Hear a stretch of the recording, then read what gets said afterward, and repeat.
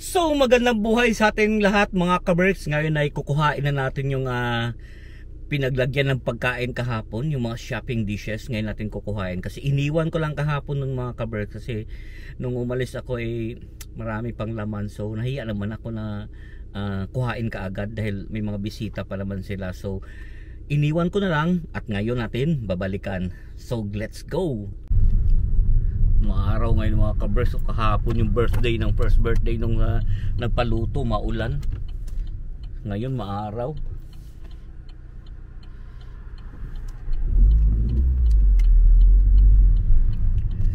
Ganon talaga, blessing siguro yun. First birthday kahapon mga kaberks. Make a sharp left turn onto Blackley New Road.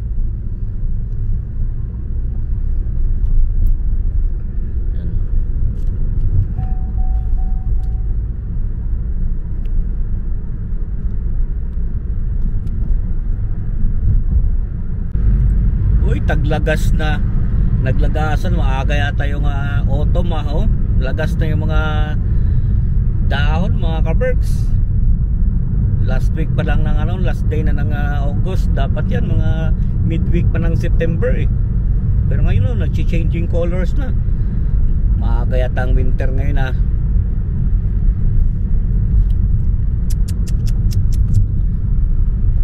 Ano na naman tayo, tiis lamig na naman tayo ito. Tiis lamig. Pag mainit, sobrang init. Sabihin sobrang init. Pag malamig, magrereklamo. At the next lights, turn right.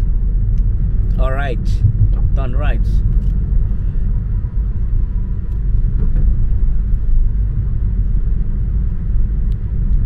Nag-aaliw sa usok. Kakantahan ko muna kayo mga kaberks habang papunta tayo doon. Kukuhain natin ang ating shopping dish.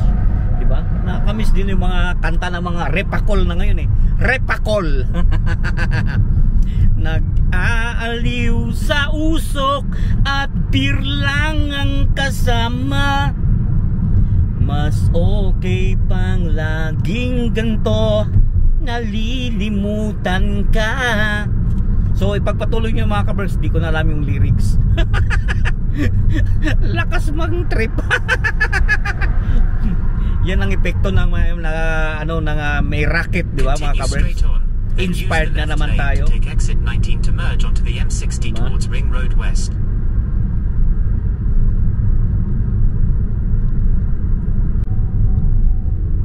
Ganda lang ng panahon. Kahapon talaga totoo maulan.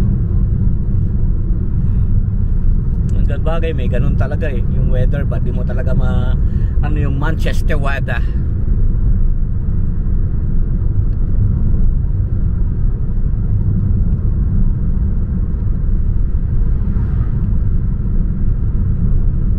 The Whittle Lane.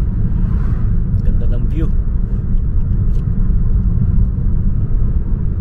Dati may carport dito mga kaberks. Ko may carport pa rin dito. Hindi na ako nakakapag-carport. Yung maganda sa yung carport mga kaberks para makita niyo ba kung ano yung sinasabi ko na carport. Dito yung carport parang second hand na mga bilihan ng mga gamit, yung mga unwanted stuff na ng mga tao ay may isa ditong lugar na doon tayo magbebenta at mayroon din mga buyer. Ayan. Dito yun bukas yata yun nga mayroong carbot. Mag-carbot muna tayo mga kaberks. Mamaya ka kakarbot muna tayo. Yun dyan kakarbot muna tayo. Yun mamaya pala daan muna tayo dyan.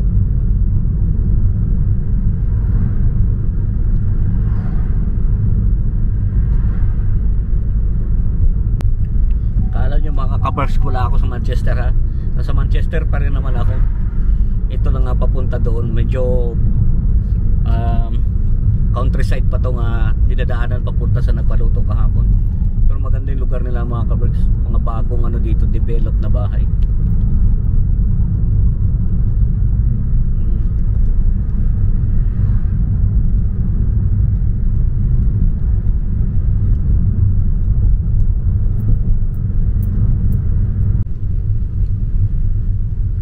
So malapit na tayo mga kaberks, 1 minute nandun na tayo sa kanila. kabers, tatawag tayo mamaya. Tatawagan natin at tawag dito, tingnan yung lugar nila, bagong bahay, posh ba posh. Turn right onto Greenock Drive, then take the first left onto Galloway Close. I'm here at the gate now. Okay, thank you, bye. So dito na tayo mga kabers, tingnan yung ano nila, open nyo yung gate, inopen nyo yung gate. Ay yung bahay nila yun, yung may marquee doon. So hintayin na natin mga kabers mag-open tong gate. Ayan secure ang kanila dito. Mga yayamanin na nga ano dito. Hindi sa amin, hindi katulad sa amin makikipag-agawan ka ng car park ba. Ito secure ba. Ayan, ito yung bahay nila. So atras na tayo dito mga kabers.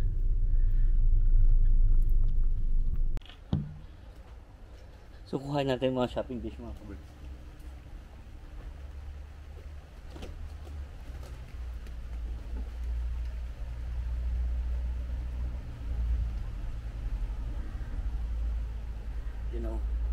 Kuha na natin.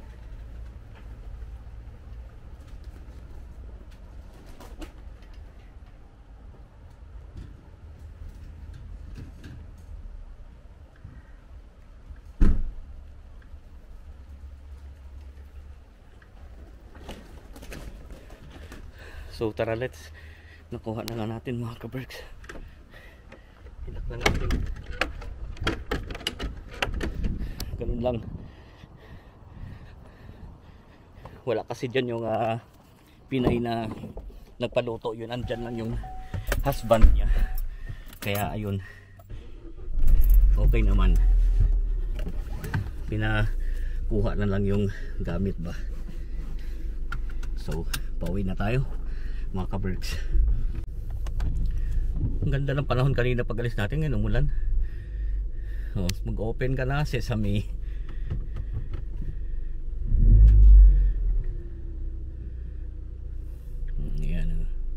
Wala na kasi yung family ng babae dyan, yung Pilipina. Siguro nagsimba sila mga kaberks. Ayan, kaya naiwan lang dyan yung husband niya. Pero buti na lang binigay niya kahapon yung number. Binigay ng husband. Kaya siya nakuha natin yung ating shopping dish. Ayun. At ang ganda ng pag-alis natin kanina. Ngayon naman ay umulan. Ayun siya. Manchester weather talaga. Tuwang-tuwa lang tayo kanina pag-alis. This was like 20 minutes ago, maaraw. Ngayon, maulan na.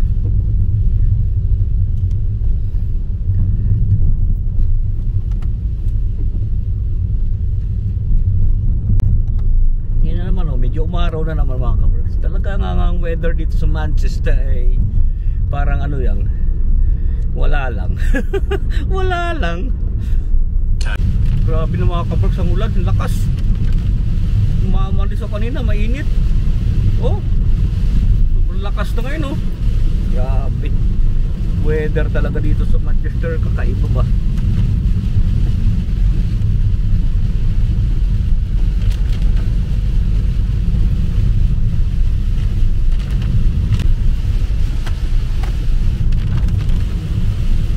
Grabe. Yun lang.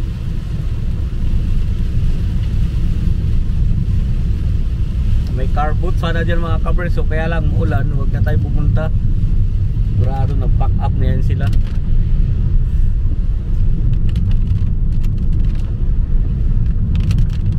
Tapos mamaya yan hapon, umaaraw yan. Sigurado yan. Ayan maliwanag dun yun.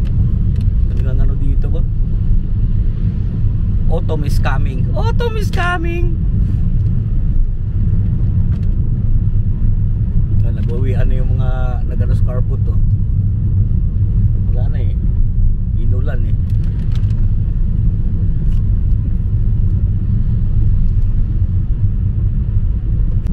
Sabi ko sa inyo mga kaberks, kakaiba talaga yung weather sa Manchester, di ba? Umaraw naman minuto lang minuto lang yun umaraw na naman, mamaya kung kalimlim uulan. Yan ang weather dito. Ba't ba napunta doon ang usapan natin, di ba? Nagkuha lang na yung mga shopping dish na punta ang usapan natin doon. Hindi, pinapakita ko lang yung, ibig sabihin pinapakita ko lang yung weather dito na kakaiba. Di ba? May mga, ano, may maaraw pag alis, uulan, babalik ako sa carbot doon. Ba't napunta naman ang kwento doon? May carbot doon eh. Ewan ko, nag-pack up na siguro. Dadaan sana ako doon kanina eh. Kung di umulan eh. Kaya lang umulan naman. So siguro wala na yan dun. Diyan lang sa likuran natin banda oh. Pero wag na, hayaan mo na, para mapagpahinga tayo. May pasok pa tayo mamaya.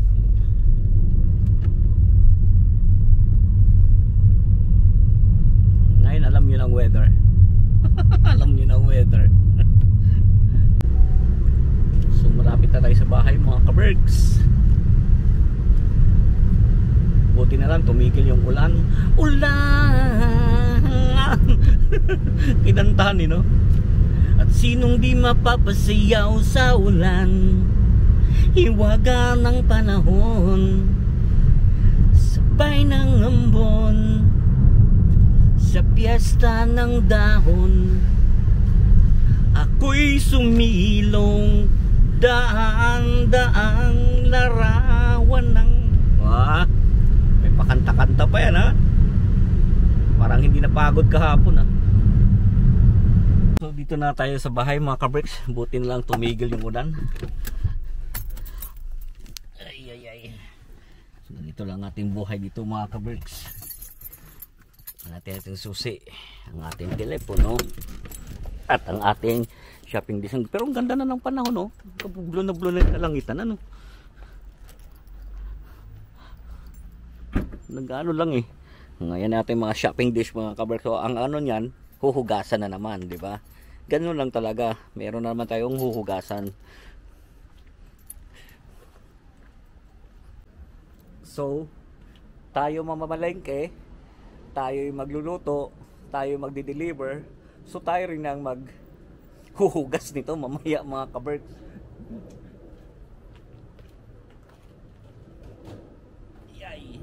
So ganun. Sipag lang ba?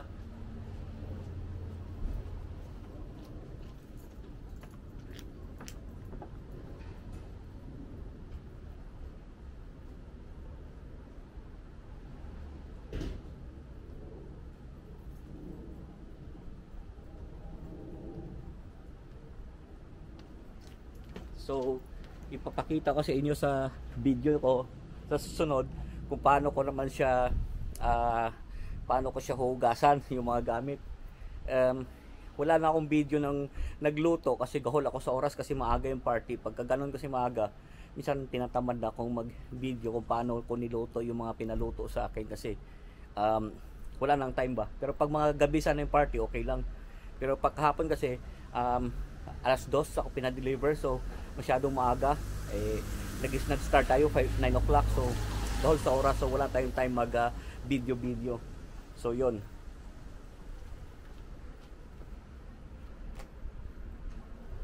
Pero sa susunod pag may nagpaluto sa akin mga kaberks ay daw nito i-video ko kung paano ko niluto yung pagkain.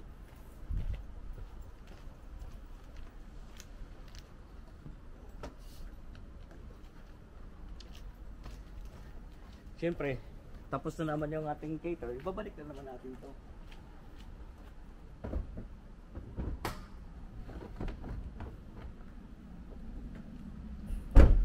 So dyan natin napusin ang ating video mga kaberks.